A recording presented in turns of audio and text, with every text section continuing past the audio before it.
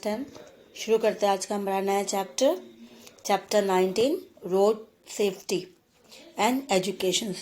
तो ये चैप्टर्स जो है छोटा है और इम्पोर्टेंस भी है क्योंकि इसके नंबर्स जो है इजीली स्कोर हो सकते हैं। तो स्टार्ट करते हैं चैप्टर। नाउ सब्जेक्ट, सबसे पहले इस चैप्टर्स में बहुत ही मेनली जो है कि अपने मोस्टली जो पीपल्स है they should be aware of their road safety, ताकि एक्सीडेंट जो है नहीं हो। तो सबसे सारे सब्जेक्ट मैटर्स है जैसे BRT, that is the bus rapid transit corridor. ये मोस्टली अभी हर सिटीज़ में टाउन्स में बहुत ज़्यादा ये पिक्चर्स आपको दिख रहा है कि एक BRT का जो है पिक्चर्स ही है। दैट वाज मोस्टली सिटीज़ में बहुत ज़्यादा होती है इस तरह से बस स्टॉप, जिस तरह से बहुत सारे बसेस होती है, अलग अलग उनके लेन्स होती है, कॉरिडोर्स होती है। तो ये आजकल जो है बहुत बड़ा इशू, बर्निंग इशू मीन्स, क्योंकि ट्रांसपोर्ट्स चाहिए लोगों को एक जगह से दूसरी जगह ट्रैवलिंग करने के लिए। So it becomes a burning issue now. And by this arrangement of public transport, क्योंकि ये पब्लिक का इसलिए इंडिविजुअल्स नहीं, पब्लिक यूज़ करेंगे। So it's for public transportation and the objective of reducing travel times of passengers is insures. साथ साथ कि passengers की टाइम जो भी है, जिस तरह से वो अपने टाइमली समय पे पहुंच जाए, उसको भी ध्यान में रखे कि वो टाइमली टाइम्स को रिड्यूस किया जाए, उसको ट्रैवलिंग टाइम्स को रिड्यूस किया जाए ना। BRT जो पिक्चर्स अभी हमने देखा उसके ऊपर है कि हमें और क्या क्या करना चाहिए। Now by virtue of the implementation of the following advices, recommendations, the uses of public transports can be encouraged। क्योंकि पब्लिक ट्रांसपोर्ट्स आज ज़्यादा बेटर है हमारे लिए, क्योंकि अगर सभी अपने अपने व्हीकल्स लेके रोड पे निकल जाएंगे और आइदर वो 2 व्हीकल्स हो, 3 व्हीकल्स हो या 4 व्हीकल्स, तो इस तरह से 4 व्हीलर्स वाला हो, 2 व्हीलर्स या 3 व्हीलर्स वाला है, तो उससे प्रॉब्लम क्या होगी कि there will be no space. उस तरह से उनकी जो ट्रैवलिंग की स्पीड भी कम हो जाएगी, वो टाइमली पहुंच भी नहीं पाएंगे और ट्रैफिक भी बहुत होगा। तो इसी तरह से बेटर कि हमें पब्लिक ट्रांसपोर्ट को ज़्यादा से ज़्यादा यूज़ करना चाहिए। तो उसे इम्प्लीमेंट करने के लिए क्या क्या करना चाहिए, किस तरह से एडवाइजेज है और रिकमेंडेशंस क्या होना चाहिए, तो इस तरह से कुछ पॉइंट्स है। तो मूव करते हैं नंबर 1 पॉइंट्स में। सबसे पहला पॉइंट जो है यहाँ पे कि the maximum usages of public transports can be streamline by way of introduced of many busier and crystal planning. कि जो भी चीज़ें इंसिडेंट्स हुई है, ठीक है, तो आज का सबसे इम्पॉर्टेंट जो है कंसेप्ट है कि पब्लिक ट्रांसपोर्ट को हमें सबसे ज़्यादा मैक्सिमम यूज़ में लाना चाहिए। क्योंकि जो भी गवर्नमेंट ने जो भी रूल्स बनाई है, जो भी इंसिडेंट हुआ उसको देखते हुए उन्होंने उसको प्लानिंग की है कि मोस्टली जो स्टाफ है दे शुड बी, जो जॉब करते हैं अलग अलग जगह में जाते हैं, उसे मोटिवेट किया जाए ताकि they use public transportation for travelling. Second, bearing cars और स्मॉल और बिग साइज, भले वो स्मॉल साइज हो या फिर बिग साइज है, सभी अपने अपने अगर कार्स लेके, जैसे हमने डिस्कस किया, so all the vehicle should be piled on बस लेन्स। अब बस लेन्स के आगे पीछे सब खड़ी हो जाएगी, तो बस, क्योंकि बस जो है बहुत बड़ी होती है, सो दैट द क्राउडेड, एक तो वो लेन जो है जिस लेन से वो पासेस करेगी, जो वो रास्ता है, वो रोड जो है, वो सबसे ज़्यादा उसमें क्या हो जाएगा, भीड़ हो जाएगी। रोड सारे अपने अपने कार्स लेके रहेंगे तो वहाँ पे on car lane, तो so that the crowded on car lane should be minimized because the bus occupies a big space। तो क्या करना चाहिए, it should be found to be empty for most of the time in a day। तो बस की जो lens होती है वो अलग होना चाहिए और कार्स की लेन्स अलग कर दिया जाए, सो दैट इस तरह से जो है ट्रांसपोर्टेशन में लगभग दिन भर में देखा जाता है कि कभी मोस्टली ऑफिस आवर्स में बहुत ज़्यादा रश होता है, उसके बाद उतना रश नहीं होता है। तो उसी तरह से इस चीज़ों को फॉलो किया जाए तो ज़्यादा बेटर है। 2 लेन्स के लिए, 2 व्हीलर्स के लिए, 4 व्हीलर्स के लिए, एंड बिग जो बसेस होती है, ट्रक्स होती है, इनके लिए भी लेन्स अलग कर देना चाहिए। The plying of 2 wheelers and 3 wheelers should be strictly made to be on 2 wheelers lane only. साथ साथ कि जो 2 व्हीलर्स होती है और 3 व्हीलर्स होते हैं, इन्हें सिर्फ 2 व्हीलर्स लेन में ही जाना चाहिए, ना कि जिस लेन से बस मूव करते हैं उस लेन में नहीं जाना चाहिए। तो इसके लिए रूल्स जो है स्ट्रिक्टली होना चाहिए कि जो 2 व्हीलर्स है और 3 व्हीलर्स है वो मेनली जो है 2 व्हीलर्स लेन में ही जाएंगे, उसी को यूज़ करेंगे। नेक्स्ट आता है the construction of foot over bridge should be made to facilitate easy crossing of road pedestrians. जो पैदल चलते हैं जो क्रॉस करने के लिए रास्ते में चलते हैं पैदल मोस्टली, तो फुट उसके लिए क्या करना चाहिए, वो रोड से क्रॉस करेंगे दे मे बी एक्सीडेंट कॉज्ड। तो उसके लिए फुट ब्रिज जो मोस्टली रोड्स के दोनों साइड्स, मतलब अगर लेन से अलग अलग इतने सारे लेन्स जा रहे हैं तो they should be over bridge, foot bridge जो होते हैं उसके थ्रू जो है वो इजिली क्रॉस कर सकते हैं, वन लेन से नेक्स्ट लेन तक इजिली जा सकते हैं। तो इसे करना चाहिए पेडेस्ट्रियन जो पैदल चलते हैं। नेक्स्ट आता है in order to minimise the road accidents. तो जो रोड एक्सीडेंट्स को कम करना है तो क्या करना चाहिए, judicious plan should be checked out and implement in terms of provision of signal lights with earmarked stop times after taking into consideration density of the population of the either sides of the roads and also by way of providing side roads। तो ये भी एक बहुत important है कि road accidents को बचाने के लिए सबसे पहले जो प्लानिंग है जो वो सबसे पहले क्या जुडिशियस प्लानिंग, मतलब बहुत सोच समझ के उस चीज़ों को, जो सिग्नल्स होती है ट्रैफिक जो सिग्नल्स होती है उसको देखने के लिए कहा गया कि वो सही से करना चाहिए कि किस लेन से सबसे ज़्यादा भीड़ है, उसकी डेंसिटी उस लेन में कितनी ज़्यादा भीड़ है उसको, और नेक्स्ट लेन में कितना, उसके अकॉर्डिंग जो उसकी टाइम पीरियड जो होती है, स्टॉप टाइमिंग्स होती है, उसी के अकॉर्डिंग होना चाहिए। तो इससे जो है एक्सीडेंट थोड़ी कम होगी, रश थोड़ा कम रहेगा। अभी ये देखो एक पिक्चर्स है पाथ्स फॉर पेडेस्ट्रियंस, ये पास टू पेडेस्ट्रियंस का ही पिक्चर्स है, किस तरह से आराम से इजीली जो है ये लेन जा रही है, एक पहला है दूसरा है आगे एक और थर्ड इस तरह से दिख रहा है। तो ये इजीली इससे क्या होगा एक्सीडेंट थ्री कम हो जाएगी, लोग इसकी यूज़ करेंगे मोस्टली ज़्यादा से ज़्यादा। अब ये एक्टिविटीज़ हैं जैसे organise competitions for motivations of use of public transport by drafting slogans, writing essays and drawing posters. So ये भी एक्टिविटीज़ छोड़ देते हैं। एक्सरसाइज में भी find out the BRT Delhi में कितने सारे जनरल इसके बाद डिस्कशंस करना, इसे भी छोड़ते हैं और आगे बढ़ते हैं नेक्स्ट टॉपिक पे। The use public transport to reduce air pollution is very important. क्योंकि ये भी एक डेवलपमेंट पे ही है।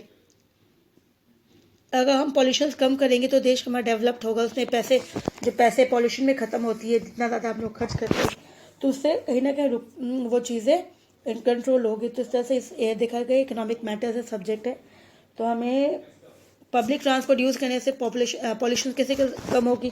तो इन सारे लोग अगर अपने अपने व्हीकल यूज़ करेंगे उससे बेटर है कि वो एक पब्लिक ट्रांसपोर्ट यूज़ करें, तो सारे व्हीकल्स जो है वो कम हो जाएंगे और उसके बदले एक ही व्हीकल चलेंगे, मतलब 4 से 5 अगर सच लो तो फिर भी कहीं ना कहीं कंट्रीब्यूशंस होती है कि एयर पॉल्यूशन को कंट्रोल कर सके।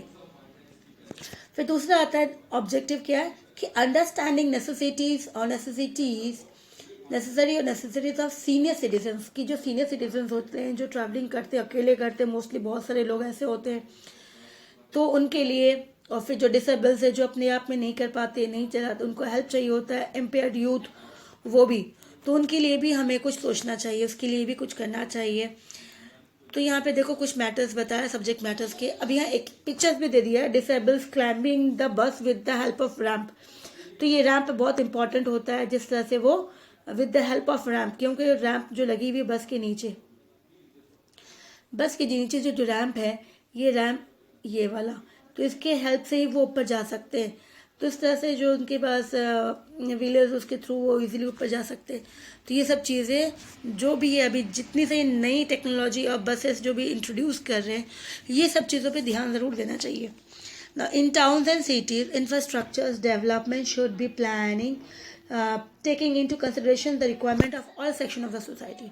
तो जब भी कोई टाउन्स बन रहा है फिर कोई सिटीज़ बन रहा है, इंफ्रास्ट्रक्चर्स बन रही है कुछ ना कुछ, तो सबसे पहले उन चीज़ों को ध्यान देना चाहिए कि हमारे समाज में सोसाइटीज़ में हर किस्म के लोग होते हैं, तो उस सभी के लिए कुछ ना कुछ सोच के ही बनाना चाहिए।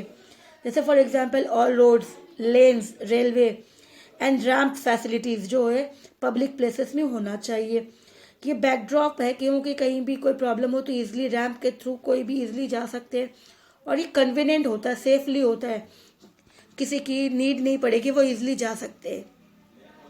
सीढ़ी चढ़ने में मोस्टली जो एजेड होते हैं, सीनियर सिटीजन होते हैं, उसको सीढ़ी चढ़ने में स्टेप्स में प्रॉब्लम होती है पैरों में, तो रैम्प के थ्रू वो ट्रैवलिंग इजिली कर सकते हैं, चढ़ सकते हैं। फिर दूसरा for ensuring comfortability of the passengers and also for easy carriages of the luggage. तो जो कैरेज करते लगेज, जो ट्रांसपोर्ट से बस स्टैंड है या रेल स्टैंड है, कैरेज उनके पास लगेजेस बहुत होती है, तो उसे अगर सीढ़ियों के थ्रू ऊपर लेके जाएंगे तो बहुत प्रॉब्लम होती है।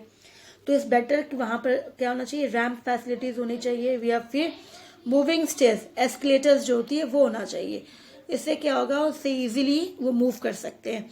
तो ये आजकल मेनली बस स्टॉप में देखा जाए, इंटरस्टेट बस टर्मिनल्स के पास होना चाहिए, रोड्स जो लोड रीड करती है रोड में जाती है, फिर एयरपोर्ट्स में, रेलवे स्टेशन में, और साथ साथ and that in the case railway station के साथ, सो दैट जो केसेस ब्रिज का जो इतना ज़्यादा भार होता है, फिर कोलैप्स टूट जाती चांसेस होती है, तो दब जाते लोग, तो इससे थोड़ा सा चांसेस जो है कम रहेगा इससे। Now, development and makes an individuals more powerful by way of economic resources. तो डेवलपमेंट जो है हमारा बहुत इंपॉर्टेंट है, कोई भी इंडिविजुअल्स को उसको पावरफुल बनाता है, और ये किसके थ्रू होता है, इकोनॉमिक रिसोर्स के थ्रू होता है, क्योंकि एवरीथिंग नीड्स मनी और money will come from economic resource, that was तो which driven him toward social activism. तो इसी तरह से कि ये हमें कहाँ ले जाता है, सोसाइटी, सोशल एक्टिविज्म, जो भी हम काम करते समाज के लिए, देश के लिए, तो ये तभी होगा हमारे पास जो रिसोर्सेज होगी, इकोनॉमिक रिसोर्सेज। तो social activism and economic prosperity तभी हम डेवलप कर सकते हैं। As a result they are sprout in cars incidents of irrational behavior of car drivers and fatal accidents by car drivers, by juveniles and accidents by drunken drivers. These incidents can be eliminated only by enforcing strict laws and penalties so that a live example can be sent to the violates. दूसरी चीज़ें जो है बहुत ज़्यादा होती है आजकल कि एक दूसरे से स्पीड में आगे निकलने के लिए दूसरों एक दूसरे के कार को टक्कर लगा देते हैं, और उसके साथ बिहेव भी बहुत, जब एक दूसरे को टक्कर लगा देते कार से, धक्का दे देते हैं पीछे से आगे जाने की कोशिश में, फिर उनके बिहेवियर्स, फिर वो झगड़े करने लग जाते हैं रोड में। तो ये भी एक बहुत ही बुरी चीज़ है, जहाँ पे दूसरों पीछे से जो स्पीडली आते हैं उसके लिए भी प्रॉब्लम है, वो कहीं ना कहीं उसकी भी एक्सीडेंट हो सकती है। तो फैटल ड्राइव एक्सीडेंट भी बहुत ज़्यादा इसके। फिर दूसरी बात है, जो ड्राइविंग करते हैं जो 18 ईयर्स से भी छोटे होते हैं, जो विनिगल दैट वाज बिलो 18 ईयर्स, जिसको नाबालिग कहा जाता है, अडल्ट नहीं होते हैं, गवर्नमेंट उनको लाइसेंस भी नहीं देते हैं ड्राइविंग करने के लिए, और मोस्टली कुछ तो ऐसे होते हैं कि ड्रंकन होते हैं और उस पर ड्राइविंग करते हैं। तो ये अपनी लाइफ का तो खुद ही वो उनके साथ खेल रहे, साथ साथ दूसरों की भी लाइफ को क्या कह रहे हैं, उनको दैट वाज डेंजर में डाल रहे। तो ये तो जिस तरह से हमें गवर्नमेंट, हमें सिटीजन्स में राइट जिस तरह से दिया गया है, right to life is also given by the government, तो ये हमारी जो राइट टू लाइफ की जो इम्पोर्टेंस है वो हमसे छीन लेती है। तो उन सभी को क्या करना चाहिए, उनको गवर्नमेंट को एक स्ट्रिक्ट रूल्स फोर्स करना चाहिए, पेनल्टीज लगाना चाहिए, ताकि दूसरों के लिए, क्योंकि एक को अगर स्ट्रिक्टली मिलता तो दूसरों को उसको देख के समझ में आना चाहिए कि नहीं, अगर हम ये काम करेंगे तो सज़ा हमें भी मिलेगी, तो उससे उनको थोड़ा सुधार हो सकता है। नाउ अब यहाँ पे वापस एक्सरसाइज है थोड़ा सा, that you visualise the situation when you are to undertake a journey, कि अगर आपको कोई जर्नी लेना है, जर्नी में जाना है, along with some elder members of your family, अब अपनी फैमिली के साथ कोई एल्डर मेंबर्स के साथ आप जा रहे हो, and you are made to travel for some important occasions by means of, अब आपको एक इम्पॉर्टेंट ओकेजन्स में जा रहे हैं, जैसे अब उसको आप क्या करोगे, अब क्या यूज़ करें, पब्लिक ट्रांसपोर्ट। अब पब्लिक ट्रांसपोर्ट जैसे बाय ट्रांसपोर्ट टू बैंक हो, पोस्ट हो, हॉस्पिटल, पब्लिक ट्रांसपोर्ट आप यूज़ करें कहीं भी कोई भी जगह में जाने के लिए, तो what sort of inconvenience you may encounter, तो आपको रास्ते में क्या प्रॉब्लम आई उसके बारे में, किस तरह से आपने उसको हैंडल किया उसके बारे में, so that is also an activity. अब यहाँ पे जिससे हमने डिस्कस किया था राइट टू लाइफ, तो उसी पे है, that was organise a campaigns on public information on the subject right on roads of old or impaired persons, कि सभी इंसान की जो है, सभी चलते रोड में, भले ओल्ड पर्सन हो, इम्पेयर्ड पर्सन हो, चाइल्ड हो, तो उन सभी का अधिकार है कि वो रोड में चले, और रोड सेफ्टी उनकी भी इम्पोर्टेंस बहुत इम्पोर्टेंट है, उसके ऊपर कैंपेनिंग, तो ये भी एक एक्टिविटीज़ है। उसके बाद एक और आता है यहाँ पर, अभी इंसिडेंस जो हुआ था उसकी दिया गया, दैट वाज एपिसोड्स, ये केस है रनिंग हिट एंड रन का केस है। तो that was rectification of punishment, ये पनिशमेंट दिया गया था to Pereira by the apex court. Apex court मतलब जो एपेक्स होता है टॉप में, तो हमारा टॉप कौन सा है, सुप्रीम है।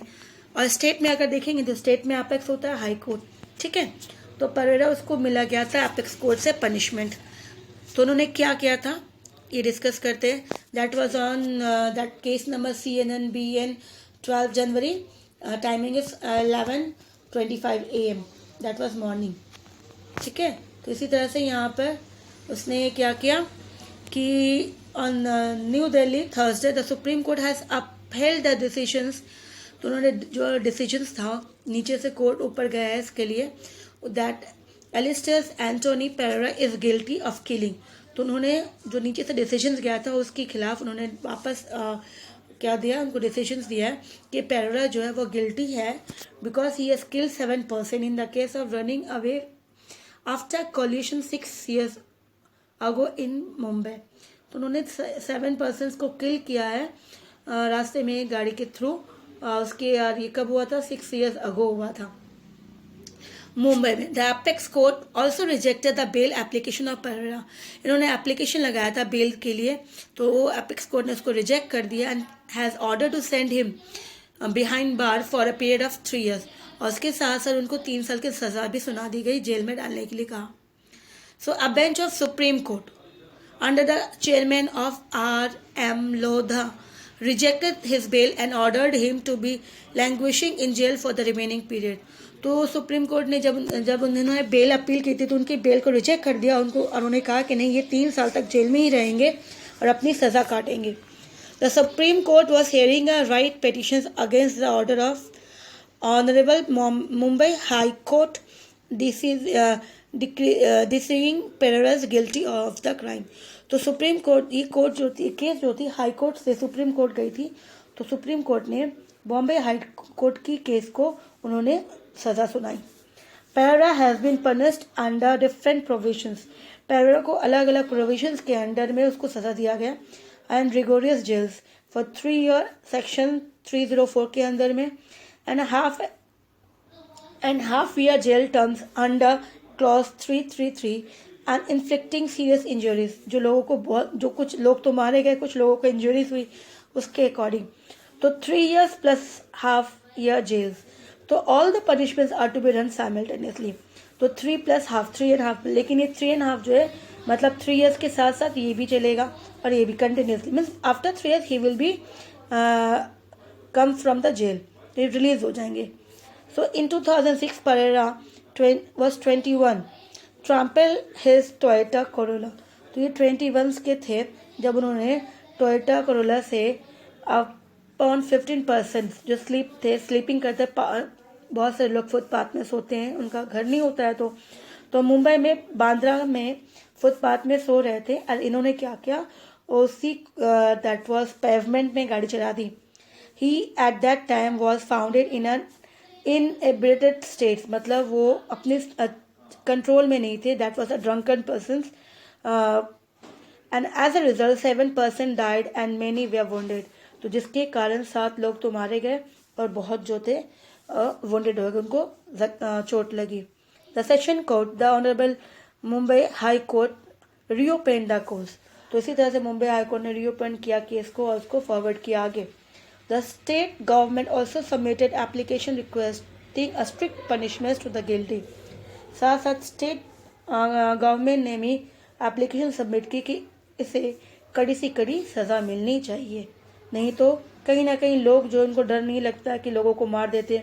अब वो जो बेचारे सो रहे थे रोड में, उनका भी तो था राइट टू लिव, लेकिन उनसे उनकी राइट ले ली गई।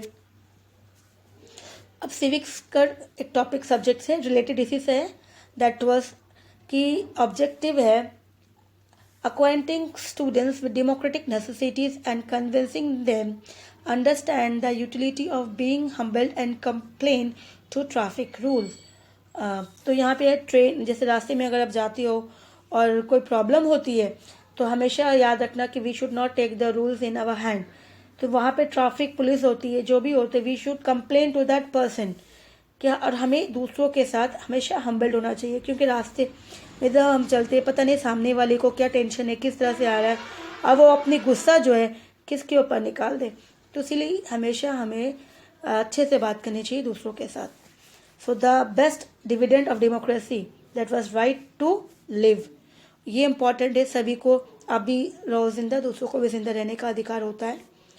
सो by way of road accident, spot in road violence जो होती रहती है बहुत ज़्यादा, एक आगे निकलने की चाह में एक दूसरे को गाड़ी से पीछे से पुश कर देना, उसको ठोक देने जिस तरह से बोला जाता है। There is a miscarriage also to right to life, बहुत सारे होते हैं मिस कैरेज हो जाता है, and it is one of the many reasons impacting basic rights of democracy. तो इनमें से जितना सारा हमें राइट्स है डेमोक्रेसी के अंदर, वो उनमें से एक है जहाँ पे बहुत ही इंपॉर्टेंट है, राइट टू लिव।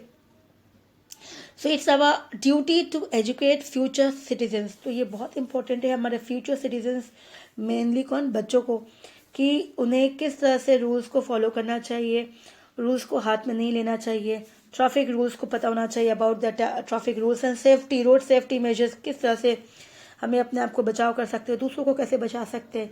ये चीज़ें अगर हम अपने फ्यूचर सिटीजन्स को बताएं तो कहीं ना कहीं इसमें बहुत सारी कमी आ सकती है, कंट्रोल हो सकती है।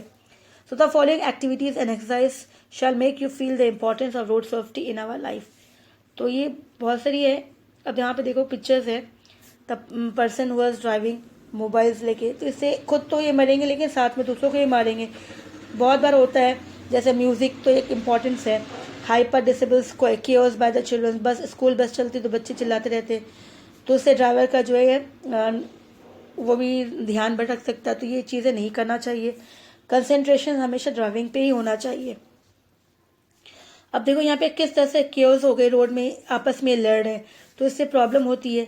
अब वो कहीं ना कहीं आगे जाके प्रॉब्लम क्रिएट कर सकते हैं, तो हमें इस तरह से नहीं करना चाहिए, ठीक है।